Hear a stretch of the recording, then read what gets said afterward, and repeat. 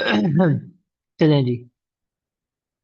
हमारे लिए एफएआर में जो सबसे इम्पोर्टेंट तरीन जो है ना अकाउंटिंग का मेथड, वो है हमारा रिड्यूसिंग बैलेंस मेथड।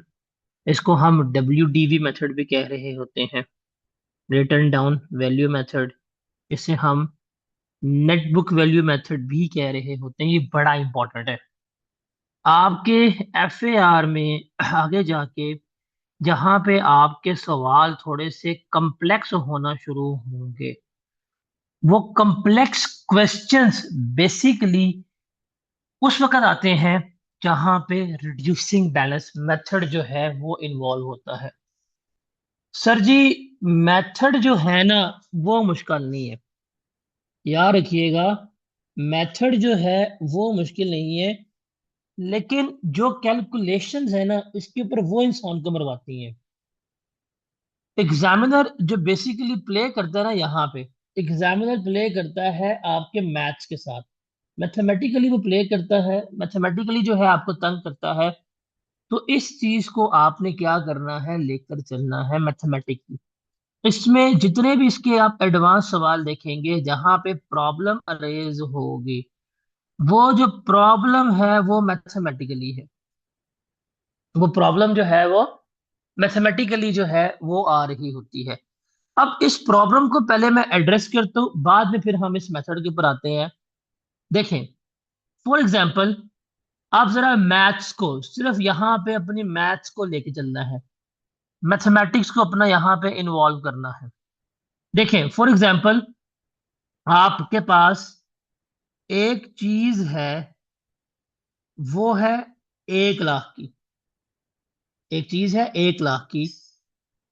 हर साल 10% ये क्या हो रही है, रिड्यूस हो रही है। हर साल कितनी रिड्यूस करनी है, आपने अप टू 10% रिड्यूस करनी है।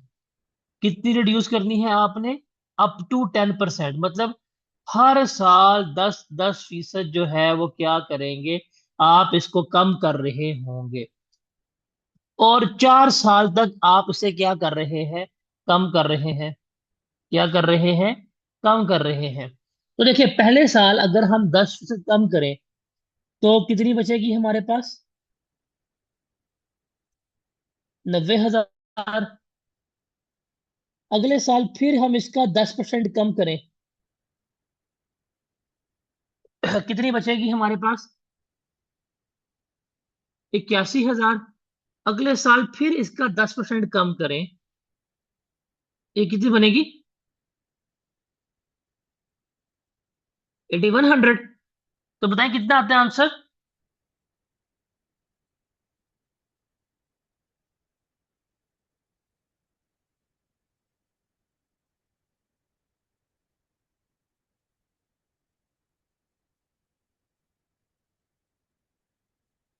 72,900। और अगले साल फिर कम करें, कितना बनेगा,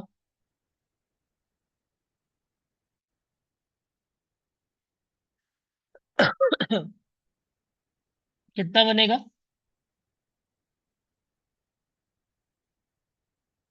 65,610। ऐसे ही है ना।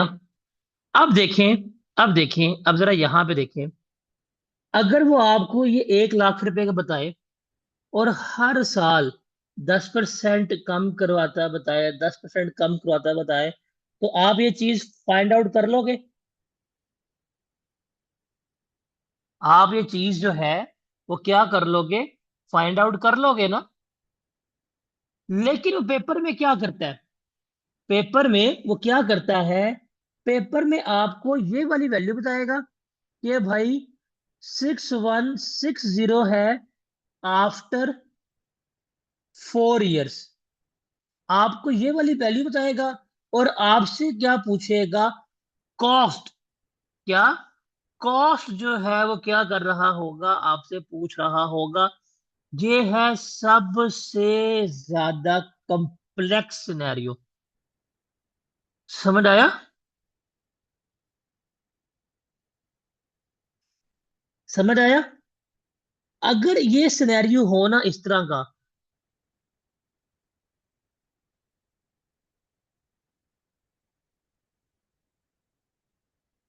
अगर इस तरह का सिनेरियो कुछ भी आ जाए, 10%, 15%, 25%, 30%, तो आप एक छोटी सी वर्किंग बना लेना। आप एक छोटी सी वर्किंग बना लेना। आप वर्किंग में लेट करना एज्यूम 100। अब 100 को एज्यूम करना, वो जो भी वैल्यू देगा। फॉर एग्जाम्पल हमारे पास है value, just take an example, 4,45,000 after 5 years, और रेट जो है वो 15% है। तो हमने निकालनी है ओरिजिनल कॉस्ट।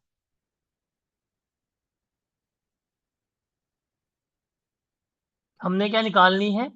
ओरिजिनल कॉस्ट जो है वो निकालनी है।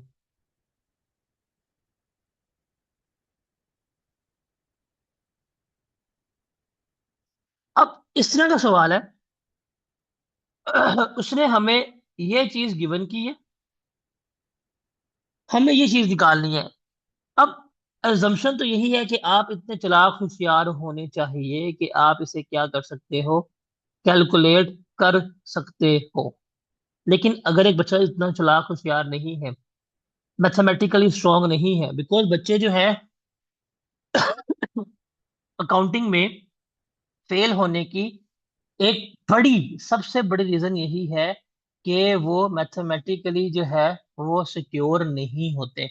वो मैथ से कैलकुलेशन जो है वो क्या करते हैं, वो मार खा जाते हैं। क्या कर देते हैं? कैलकुलेशन से मार खा जाते हैं। अगर इस तरह का सिनेरियो और आप कंफ्यूज हो रहे हैं, तो बड़ी सिंपल सी बात है। आप असम्पशन ले लें कि भाई 100 था, हर साल कितना कम हो रहा है? 15%। तो आप इस 100 को 15% कम करो।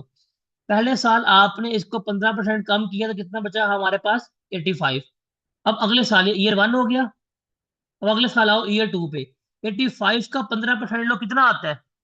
जरा बताओ, शाबाश। 85 का 15% कितना आता है?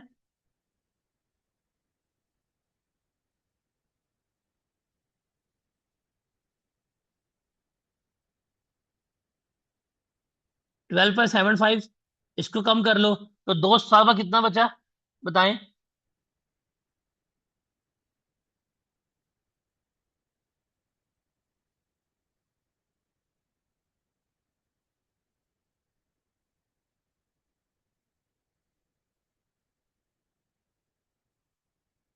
72.25। फिर थर्ड ईयर भी 15% कम करें। इस 72.25 का 15% ने कितना आता है? 10.83। तो 72.25 पे से 10.83 लेस करें, क्या बनता है जवाब? 61.41। अब इसका भी 15% लें। 61.41 का 15% कितना बनता है? 9.21। कम करें, कितना आया? 52.2। 1 साल, 2 साल, 3 साल, 4 साल से कहा 5 साल, तो 5वें साल भी कम करें। 52.2 का 15% कितना बनता है?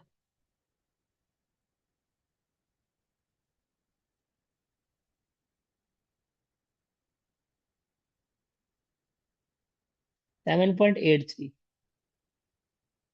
तो बताएं कितना आया?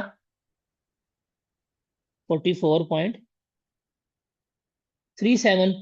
इसका मतलब अगर आप इसको 100 से अज्यूम करके चलते हैं, इसका मतलब 5 साल, अगर 100 की चीज हो तो 5 सालों के बाद 44.3% होगी। तो इसका मतलब क्या हुआ? ये 4,45,000 जो हमारे पास है, ये किसको शो कर रहा है? 44.37 को। तो आप इसको डिवाइड कर लें 4437 के ऊपर, आपके पास पूरी कॉस्ट आ जाएगी। 100% कितनी बनती है, बताएं जरा।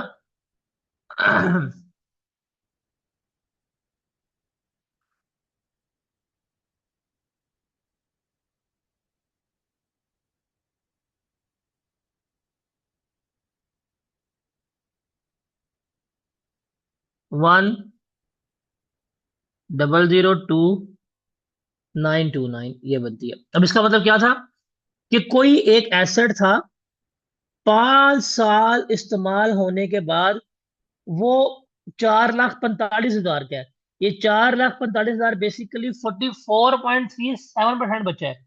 तो इसको आप ग्रॉस अप करके क्या करेंगे, आप कैलकुलेट कर रहे होंगे। समझ आई? ये बड़ा बेसिक सा तरीका है। ये हर उस बच्चे के लिए जिसका मैथ्स वीक है, वो इससे क्या कर सकता है, कैलकुलेट कर सकता है। जिसका मैथ बहुत ज्यादा वीक है, नालायक है, जस्ट लाइक मी, तो वो इस तरह क्या करेगा, कॉस्ट जो है वो कैलकुलेट कर सकता है। और अगर कोई होशियार बंदा है तो वो इसको मल्टीप्लाई कर ले, उसको भी कर सकता है ये। ठीक है री, समझ लगी कि नहीं लगी?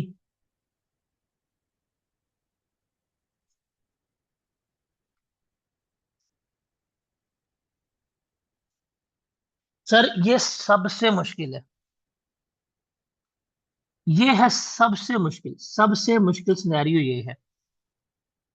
अब हम आते हैं वापस मेथड पे, तो आपको समझ लगी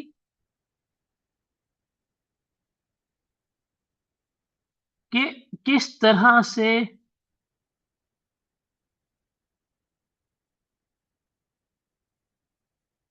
मैथमेटिकली हम इसको लेके चलेंगे।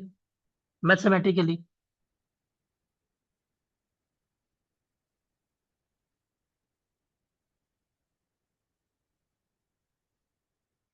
सर, मैथ्स यहाँ पे मैथ्स इन्वॉल्व है। मैथमेटिक्स जो है वो हमारे लिए बहुत इंपॉर्टेंट है। मैथ्स हमारे लिए बहुत इंपॉर्टेंट है। मैथ्स। अब ये जो सारा पर्सपेक्टिव, ये सारा एस्पेक्ट्स जो है वो मैथ्स का था। अब हम आते हैं मेथड के ऊपर। मेथड बड़ा सिंपल है। मेथड का नाम है रिड्यूसिंग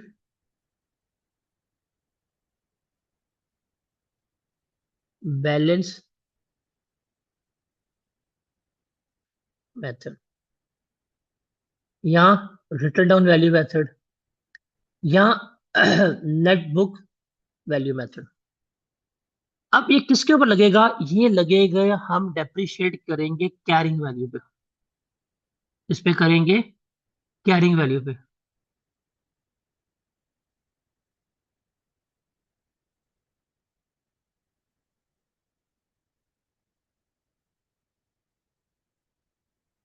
कैरिंग वैल्यू क्या होती है?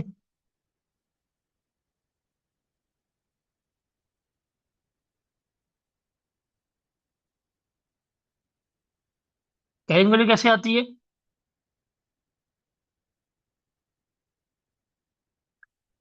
कैरिंग वैल्यू आती है हमेशा कॉस्ट माइनस एक्यूमुलेटेड डेप्रिसिएशन। तो ये आएगी हमारे पास कैरिंग वैल्यू। तो इस कैरिंग वैल्यू पे हम मल्टीप्लाई करेंगे रेट। तो मेरे पास क्या आएगी, मेरे पास इसकी डेप्रिसिएशन जो आ रही होगी। ठीक है। तो इसमें सबसे पहले आपने रेट निकालना है। रेट का फॉर्मूला क्या होगा, 1 यूजफुल लाइफ, एन जो है वो यूजफुल लाइफ है, residual value divide by cost. तो आप इसको सॉल्व करेंगे, आपके पास क्या आ जाएगा, रेट आ जाएगा। आपके पास क्या आ जाएगा, रेट आ जाएगा। इस रेट से आप क्या करेंगे, डिप्रिसिएशन जो है वो कैलकुलेट करेंगे। अब पेपर में अगर रेट गिवन है तो फिर तो जिंदगी आसान है। अगर रेट गिवन है तो जिंदगी आपकी आसान है, लेकिन रेट गिवन नहीं, तो रेट जो है आप फाइंड आउट कर सकते हैं। और एमसीक्यूज जो है वो भी क्या है, इसमें ये इस्तेमाल हो रहा होगा।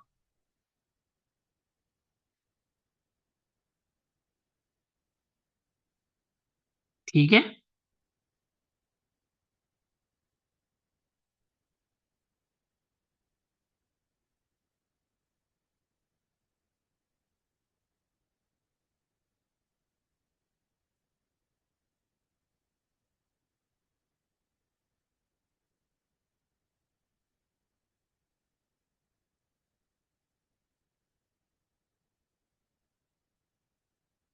अब जब हम इसको डेप्रिशिएट करेंगे,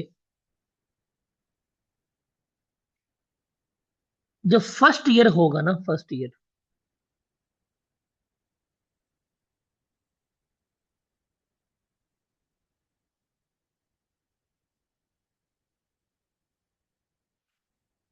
पहला साल, उस पे जो भी एसेट की कॉस्ट होगी, हम कॉस्ट के मल्टीप्लाई करेंगे रेट, मेरे पास आ जाएगी डेप्रिसिएशन। ये हमेशा पहले साल होगा। उसके बाद जो ऑनवर्ड ईयर्स आएंगे, हम क्या करेंगे, कॉस्ट माइनस डेप्रिसिएशन करेंगे, मेरे पास आएगी कैरिंग वैल्यू, इसको मैं मल्टीप्लाई करूंगा रेट से, तो मेरे पास क्या आएगी, डेप्रिसिएशन जो है वो आ रही होगी। अच्छा, आप जरा यहां पे आके देखें, पहले साल 10,000, फिर 9, फिर 8100, फिर 72,900। With the passage of time ये कम हो रही है, फिक्स है कि ज्यादा हो रही है? कम हो रही है ना। इसका मतलब अगर इसे ग्राफ की बात करें, इसका ग्राफ कुछ इस तरह से बन रहा होगा। अब ये किन एसेट्स के ऊपर हम ये मेथड लगाएंगे, जिनकी स्टार्ट में एफिशिएंसी बहुत ज्यादा होती है, लेकिन वक्त गुजरने के साथ साथ उनकी एफिशिएंसी कम होना शुरू हो जाती है, उसके ऊपर हम क्या करेंगे, ये वाला मेथड जो है वो लगा रहे होंगे। ठीक है। अच्छा मुझे बताएं, एक नया एसी आता है, एक नया एसी आता है, पहले साल की कूलिंग, 2 साल के बाद की कूलिंग, 5 साल के बाद की कूलिंग क्या बराबर होती है? With the passage of time क्या उसकी एफिशिएंसी में, उसकी कूलिंग में कमी नहीं आ रही होती? आ रही होती है ना। तो ये एसेट वो है जिसकी इनिशियल इब्तदाई दिनों में बेनिफिट्स ज्यादा थे, with the passage of time benefits कम हो गए हैं। तो जब बेनिफिट्स ज्यादा थे तब डेप्रिशिएट ज्यादा किया, जब बेनिफिट्स जो है वो कम हुए तो हम क्या करेंगे, उसको कम डेप्रिशिएट कर रहे हैं। Okay.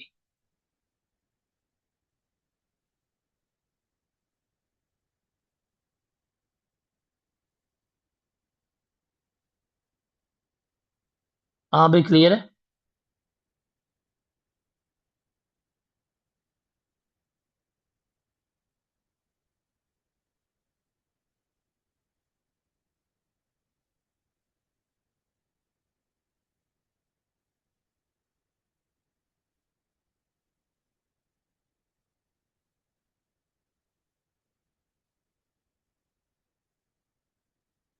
ये सारा हमने जो है वो डिस्कस आउट किया है। अब जो स्क्रीन के ऊपर लिखा हुआ है, क्या ये पढ़कर समझ आती है आपको?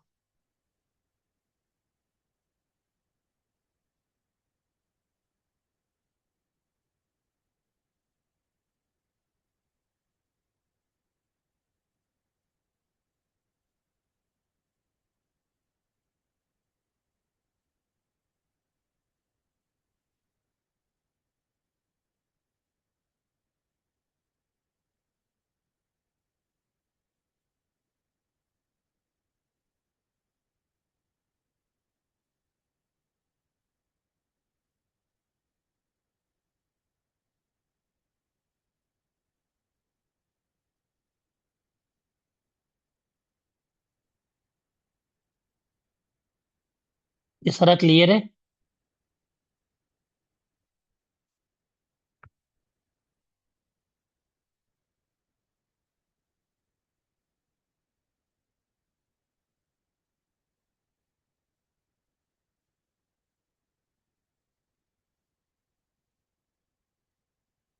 अब ये एग्जाम्पल देखें, this example is clear to you?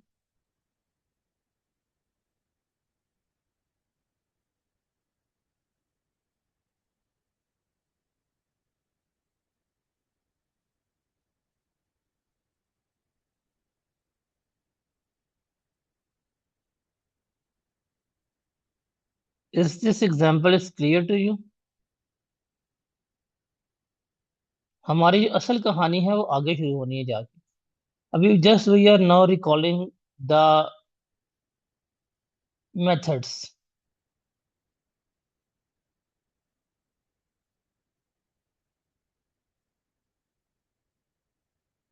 देखें देखें, शाबाश, देख लें।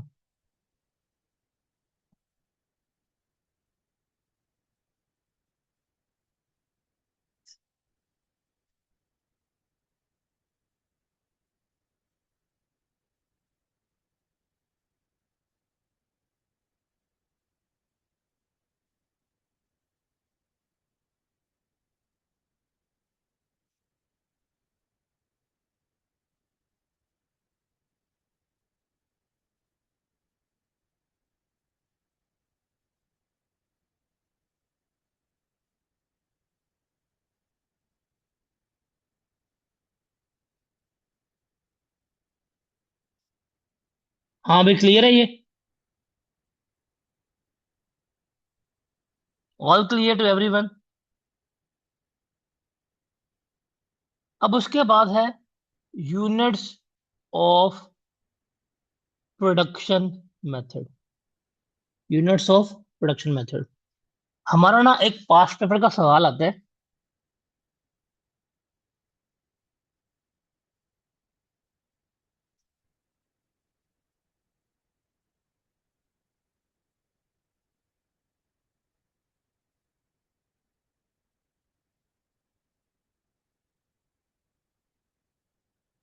Sputnik C limited. ये सवाल में ना, जिस सब ये मतलब आप अगर पास्ट पेपर के सवाल में आएंगे, दिस सवाल is considered to be the most complex one. इसमें कॉम्प्लेक्सिटी सिर्फ क्या है कि आपका जो मेथड ऑफ डेप्रिसिएशन है ना, वो तब्दील हो जाता है। आपका जो मेथड ऑफ डेप्रिसिएशन है वो क्या हो जाता है, तब्दील हो जाता है। सो दैट्स वाई जो है ये क्या लगता है, ये अवाम को बहुत ज्यादा मुश्किल लग रहा होता है।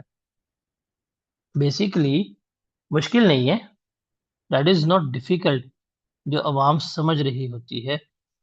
लेकिन मेथड जो है चूंकि थोड़ा सा यूनिक हुआ, उस यूनिक मेथड की वजह से जो है अवाम जो है वो कहती है कि भाईजान ये कैसा आ गया, कैसा नहीं आ गया।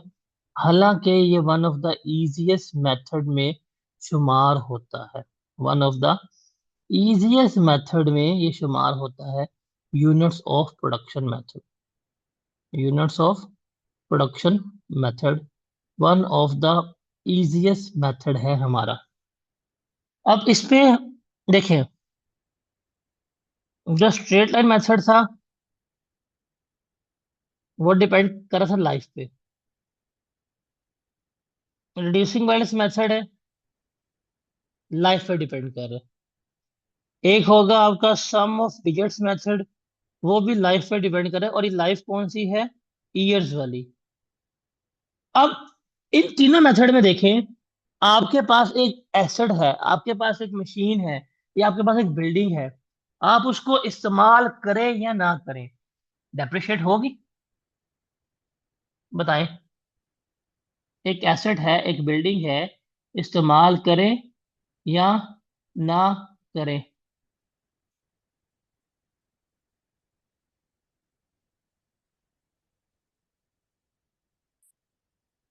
सोच के जवाब दें।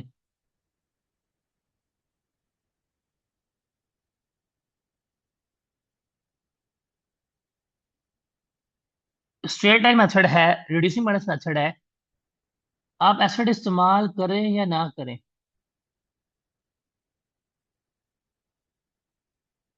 डेप्रिशिएट तो होगा। यहां पे जो है ना, यहां पे यूनिट्स ऑफ प्रोडक्शन मेथड क्या कहता है कि जितना प्रोड्यूस करेंगे उतना ही डेप्रिशिएट होगा। तो यहाँ पे जो डेप्रिसिएशन है वो बेस कर रही है आपके आउटपुट से। अब आउटपुट में आप यूनिट्स भी ले सकते हैं, आप आवर्स भी ले सकते हैं, कितने घंटे मशीन चली है, कितने ज्यादा यूनिट्स बने, उसके ऊपर हम क्या कर रहे होते हैं, लेके चल रहे होते हैं। तो higher the production, higher the depreciation. Lower the production, lower the depreciation. ये चीज आपने याद रखनी है। अगर हम इसके फॉर्मूले की बात करें तो इसका फॉर्मूला वही होगा जो हम अभी पढ़ के आए हैं। हम देखेंगे वही, cost minus residual value, multiply करेंगे numbers, of hours used divided by total hours. ये आवर्स भी हो सकता है और यूनिट्स भी हो सकता है।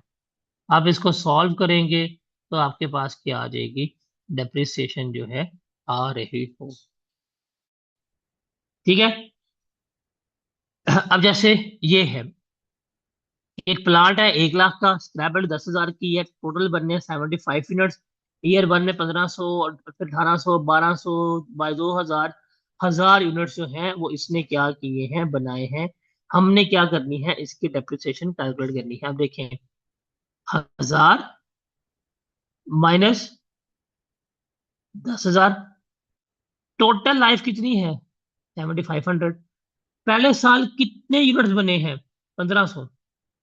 कितने बने हैं, 1500। तो सॉल्व करें कितनी आएगी डेप्रिसिएशन। फिर नेक्स्ट ईयर गए, नेक्स्ट ईयर बने हैं 1800 यूनिट। तो अब आप देखेंगे, 1 lakh minus 10,000 multiply by 1800, total कितने बने हैं, 7500। फिर 2000 बने हैं उससे अगले साल, नहीं 1200 बने हैं।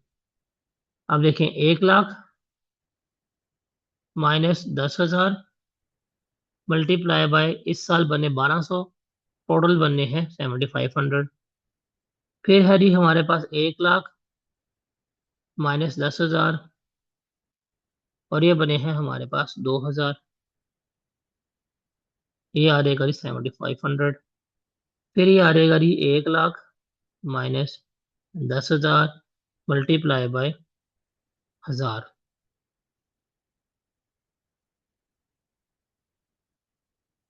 तो बताएं, सॉल्व करें, पहले वाले की डेफिनेशन क्या आती है।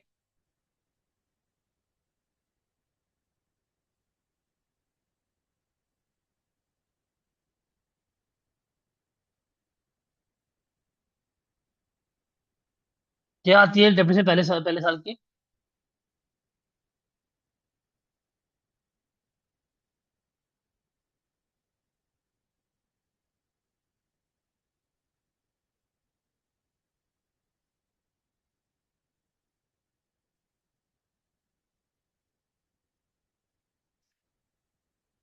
अठारह सौ,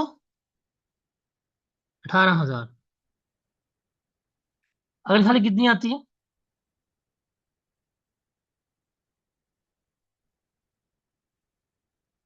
21,600। फिर कितनी आती है, 14,400। फिर कितनी आती है, 24,000। फिर कितनी आती है, 12,000। अब आप देखें, खुद देखें, अगर यूनिट्स ज्यादा बने, डेप्रिशिएट ज्यादा, यूनिट्स कम बने, डेप्रिसिएशन कम हुई। इसका मतलब ये डिपेंड कर रही है आपके एक्चुअल यूज के ऊपर। तो इसका ग्राफ कुछ इस तरह से बनेगा आपका, ऐसे, फिर ऐसे गई, फिर नीचे आई, फिर ऊपर गई, फिर जो है क्या आ रही है, नीचे आ रही है। ये वाहिद मेथड है जिसमें आपकी डेप्रिसिएशन जीरो भी हो सकती है। फॉर एग्जाम्पल, अगर किसी साल आपने 0 यूनिट्स प्रोड्यूस किए, तो जब आपके यूनिट्स ही 0 प्रोड्यूस होंगे, तो डेप्रिसिएशन भी क्या आपकी आएगी, 0 आ रही होगी। Is it clear.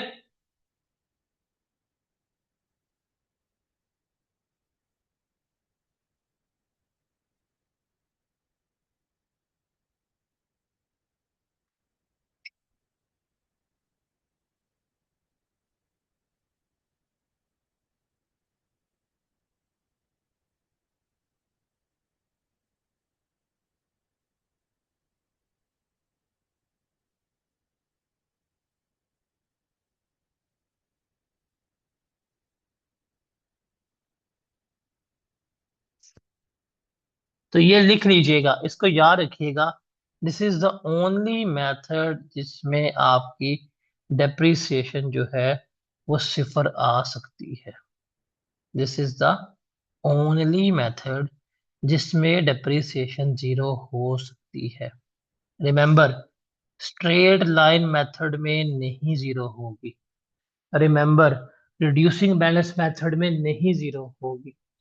रिमेंबर, इनमें जीरो नहीं होगी। जीरो किस में होगी?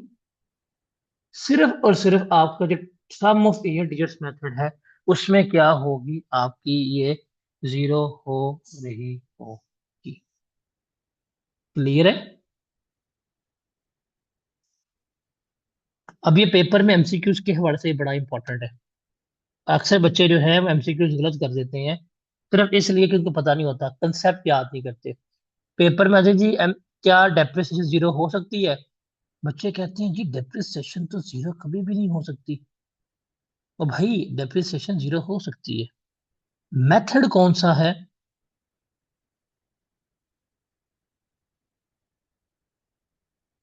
That is reducing balance method. ठीक है। अब पता है ये किसके ऊपर अप्लाई होता है? ये बड़े बड़े प्लांट्स, सीमेंट का प्रोडक्शन प्लांट हो गया, स्टील्स का प्रोडक्शन प्लांट हो गया, इवन जो ये नमक की कानें वगैरह होती हैं, कोयले की कानें वगैरह होती है, वहां पे भी ये। अब वहां पे तो आप जो डेप्रिशिएट कर रहे हैं कान को, बेसिकली किसके बेस पे कर रहे होंगे? कितने यूनिट्स प्रोड्यूस हुए हैं, कितने यूनिट्स आपने निकाल लिए हैं, उसकी बेसिस पे क्या कर रहे होंगे, आप इसको डेप्रिशिएट कर रहे होंगे। समझ लगी? उसके बाद है हमारे पास सम ऑफ ईयर मेथड। आखिरी मेथड है, आज तक सबसे कम जिसके बारे में पूछा गया है वो यही है। इसको हम एक्सेलरेटेड डेप्रिसिएशन मेथड भी कहते हैं। ये हम उन एसेट्स में इस्तेमाल करते हैं जिनका इनिशियल तो बहुत ज्यादा बेनिफिट होता है, लेकिन लेटर ऑन जाके उनके बेनिफिट्स कम होना शुरू हो जाते हैं। इसको हम सम ऑफ ईयर डिजिट्स पे लेके चलते हैं। अब इसने यहाँ पे वर्ड इस्तेमाल किया हुआ है सम ऑफ ईयर डिजिट्स। ये ईयर डिजिट्स क्या होगी? फॉर एग्जांपल अगर आपकी लाइफ जो है एसेट की 5 साल है, तो इन 5 साल को डिजिट्स में लिखेंगे।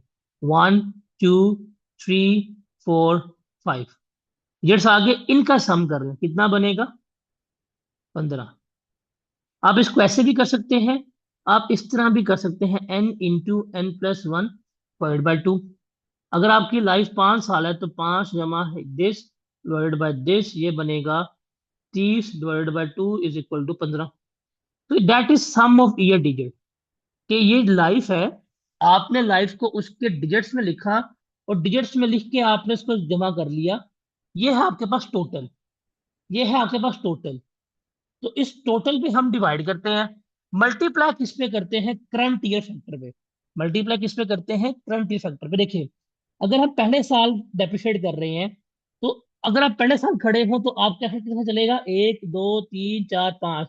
तो करंट फैक्टर क्या है? 5। यहाँ पे 4, यहाँ पे 3, यहाँ पे 2, यहाँ पे 1। तो ये आपका होता है करंट ईयर फैक्टर। तो बेसिकली हम क्या करते हैं? हम लेते हैं current year factor divide by sum of digits, multiply करते हैं हम इसको, जो आपकी डेप्रिशिएबल अमाउंट है हमारे पास क्या आ जाती है? डेप्रिसिएशन जो है वो आ रही होती है। ये क्लियर है? ये समझ आई आप लोगों को?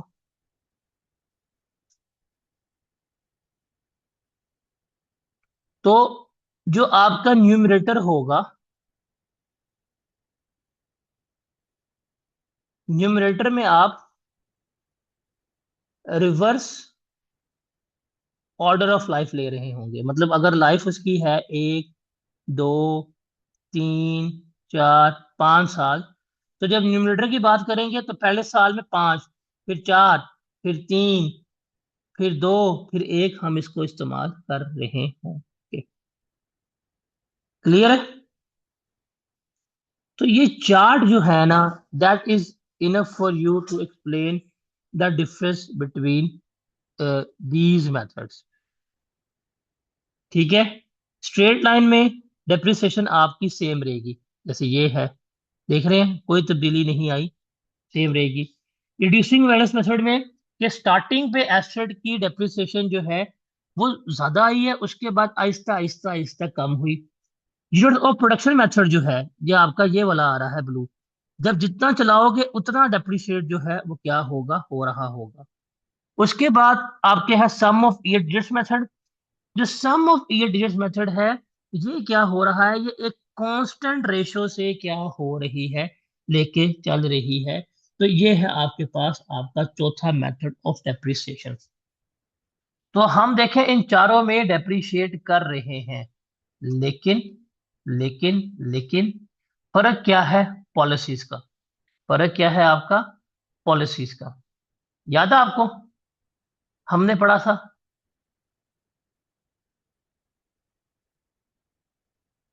Systematic allocation of depreciable amount over it's useful life, याद है। तो ये है सिस्टमैटिक एलोकेशन, ये है सिस्टमैटिक एलोकेशन। या तो इस तरह एलोकेट कर लो, या इस तरह कर लो, या इस तरह कर लो, या इस तरह कर लो। कि आपके पास चार सिस्टम्स हैं जिसके जरिए क्या कर रहे होते हैं, आप इसको डेप्रिशिएट कर रहे होते हैं। ठीक है जी।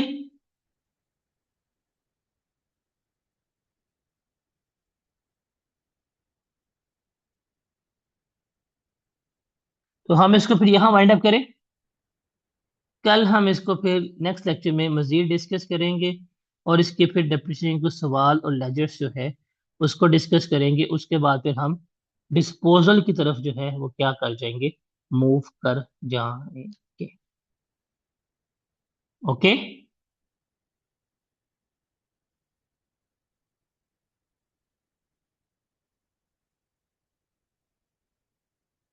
चलिए जी, अल्लाह हाफिज।